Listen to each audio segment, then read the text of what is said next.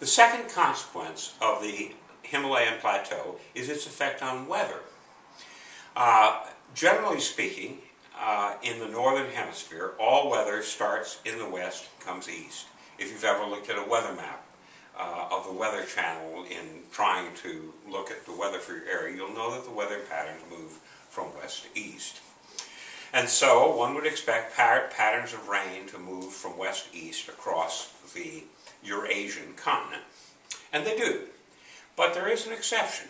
Because of the Himalayan plateau, there are certain areas that are both south and east of the Himalayan plateaus that have a different weather pattern.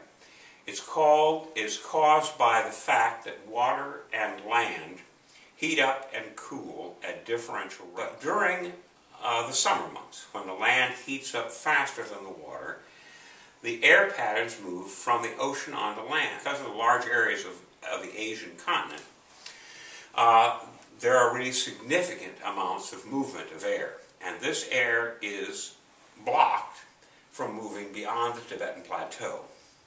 That's why Tibet itself is a desert, and the Gobi and Taklamakan deserts within China get almost no rainfall. They don't get any of the rainfall that comes from the ocean. Now, this movement of water from the ocean is very substantial, and it's been given a name that originated in Asia, and it's called the monsoon. Monsoons are so dramatic that, in fact, when people talk about seasons in India and seasons in China, they often only talk about two: the monsoon season, the wet season, or the dry season. Forget about spring, summer, winter, and fall. We don't need any of that because we have not that sort of change of temperature. We have rain and not rain. This has another consequence, because the existence of the monsoons allows copious amounts of rainfall, which are very good for tropical-like plants. And that brings us to the third factor. In Asia, the third factor is that there was a native grass known as rice, and that rice grows extremely well in wet conditions. So wet rice farming, when it was developed by the Indians and by the Chinese, gave them a tremendous amount of food. Now, there's something curious about rice, something that's different from most other grains. It transports oxygen from roots to shoots more efficiently than any other grain. 4 times faster than wheat, 6 times faster than corn. In any event, it is a very, very productive grain. Now, that doesn't mean that it's the most nutritious grain. I'm not going to tell you that polished rice, where they've taken all the vitamins off the surface of the rice, is the most nutritious thing to eat. I am saying it produces a lot of calories. It produces calories with fewer inputs from the soil, the air, and the water than any other plant.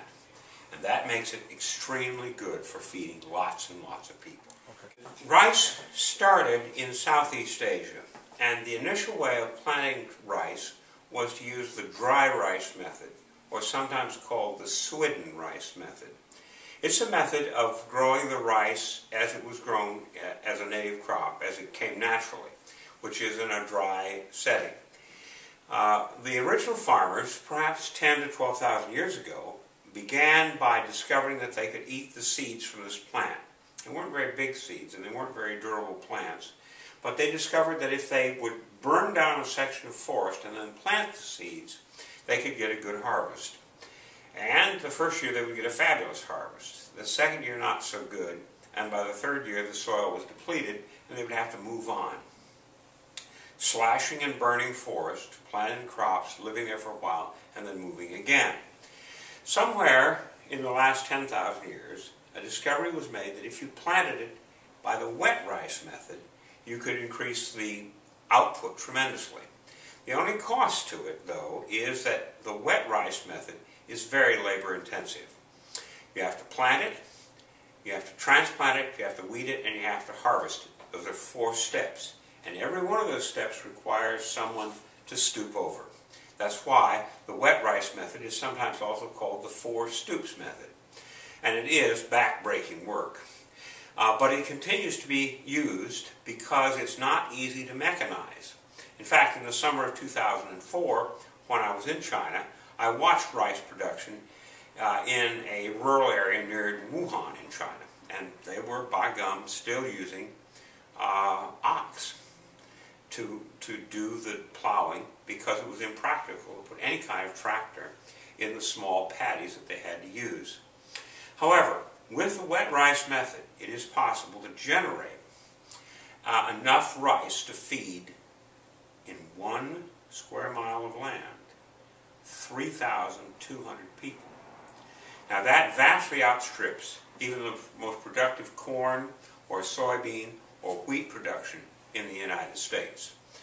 We have very productive farmers, so I'm not picking on them, but they just can't, simply can't feed anything like 3,200 people from a single acre of land. This creates a situation in Asia where the crop is labor intensive, but once you put the labor into it, you get a tremendous amount of output on a small part of land, and that has allowed Asia to be the densest area in the world. If you were to take a globe and draw on it a triangular area that included India, China, Korea, Japan, the Philippines, Indonesia, and then all of Southeast Asia, in that triangle you'd have over half of all the people who live on the globe today. But they would be occupying less than 10% of the total area of land. That tells you why these factors have created a situation in which the population, and I think even the wealth of Asia, is so high. Now, I haven't quite answered the question of why China is so big, because all of the things I said about the Himalayan plateau, the geography, all of the things I said about the monsoons, and all of the things I said about rice could have easily been said about Thailand. But Thailand, at only maybe 100 million people, is vastly smaller than China. So the question remains for us, why is China so big? I'll take that up with you in the next presentation.